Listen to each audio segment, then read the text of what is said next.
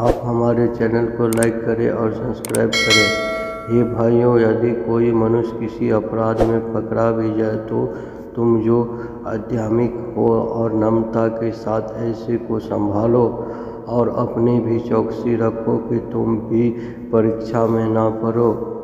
तुम एक दूसरे के भार उठाओ और उसी प्रकार मसीह की व्यवस्था को पूरी करो, क्योंकि यदि कोई कुछ न होने पर भी अपने आप को कुछ समझता है तो अपने आप को धोखा देता है।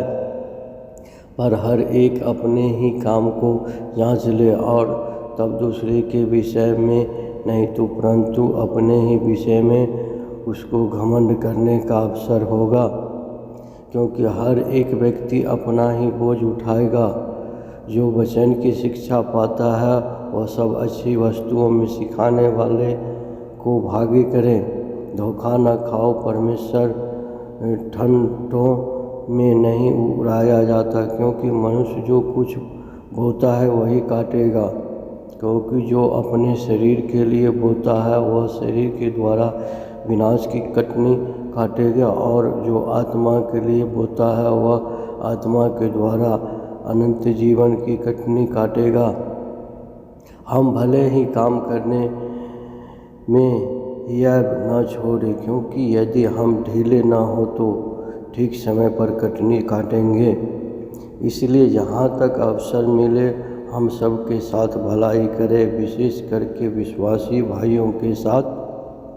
देखो, मैंने कैसे बड़े बड़े अक्षरों में तुमको अपने हाथ से लिखा है। जितने लोग शारीरिक दिखावा चाहते हैं वे तुम्हारे खतना करवाने के लिए दबाव देते हैं, केवल इसलिए कि वे मसीह के क्रूस के कारण सताए न जाए। क्योंकि खतना कराने वाले आप तो व्यवस्था पर नहीं चलते, पर तुम्हारा खतना कराना इसलिए चाहते हो कि तुम्हारी शारीरिक दशा पर घमंड करे।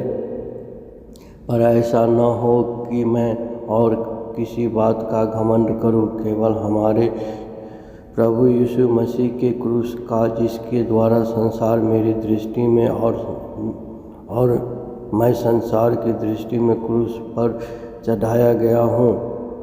क्योंकि न खतना और न खतना रहित कुछ है, परंतु नई सृष्टि।